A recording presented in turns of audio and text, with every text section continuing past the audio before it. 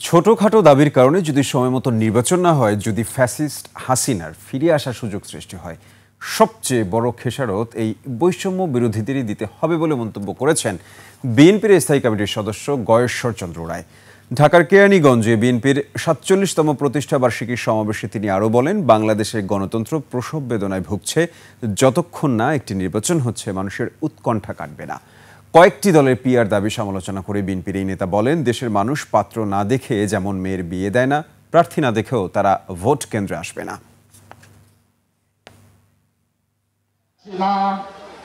কোন দেশে লালিত পালিত যদি বাংলাদেশে পা বাড়াইতে পারে, ও তোমরা হওয়া আগে শেষ, তারপরে অন্যরা। সুতরাং তোমাদের বীরত্ব কথা যে গণঅভ্যুত্থান, সেই বীরত্বটাকে রক্ষা করার চেষ্টা করো।